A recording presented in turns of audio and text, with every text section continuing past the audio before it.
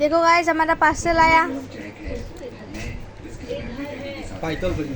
वैसे तो मेरे डैडी बहुत अच्छे हैं, मगर एक बात वो बड़ी अजीब सी कहते हैं। वो कहते हैं कि तुम जिस चीज़ को भी। पहले घूम के दिखाओ। मेरा नाम जेनिफर है। मैं आप लोगों को एक आज बहुत ही खौफनाक बात बताऊंगी। ये बात मेरे बचपन की है। जब मैं छोटी थी, 7-8 साल की, तब मुझे अंधेरे से बहुत ज़्यादा डर लगता था। जैसे ही शाम में सूरज गुरूब होता, तो मैं अंधेरे से डरने लगती थी और बहुत ज़्यादा चीखती थी।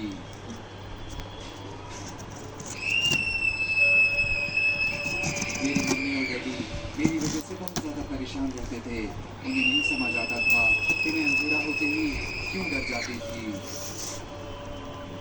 पहले तो ऐसे कभी कभी होता था, मगर फिर ये रोज़ की बात बन गई कि जब भी अंधेरा हो तो बस मैं चीखना चिल्लाना शुरू कर देती थी।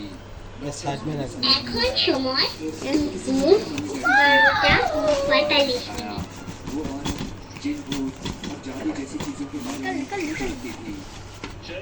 निकलता नहीं है गाइस। निकलता नहीं हो, फाट के दो। मम्मी और डैडी मुझे उस औरत से मिलवाने के लिए वहाँ ले गए। मुझे बहुत डर लग रहा था। डैडी ने दरवाज़ा खटखटाया तो थोड़ी देर के बाद उस औरत ने दरवाज़ा खोला। मुझे ये औरत बहुत अजीब सी लग रही थी। मुझे इससे डर भी लग रहा था। मुझे घूर घूर के देख रही थी। फिर इसने घर के अंदर आने के लिए इशारा किया। हमें फिर वो कमरे की थी।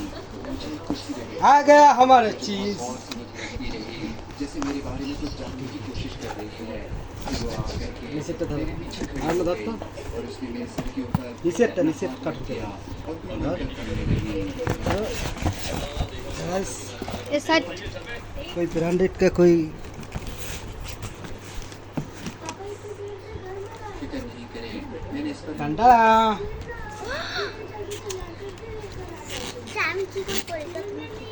मेरी क्या आंटी है? बहुत अच्छी थी। वो घर में अकेले रहती थी और मुझे बड़े मज़े मज़े की बातें करती थी और मेरा बहुत ख्याल रखती थी। मेरी तबीयत अब पहले से बहुत बेहतर थी। मुझे अंधेरे में अब डर नहीं लगता था।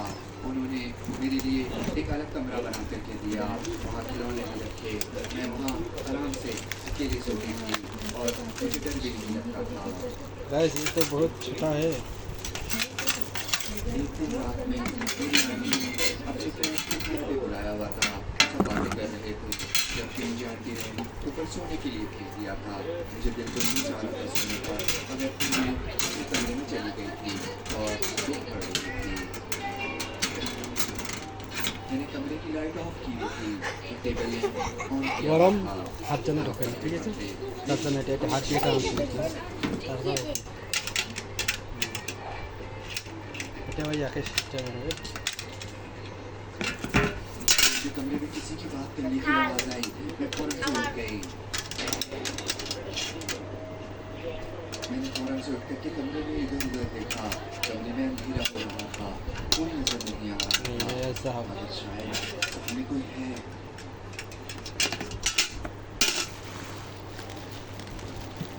बातें करने की आवाज़ तो इसी कमरे से आ रही थी। मैंने गौर से देखा तो सामने मुझे 2 लोग नजर आए।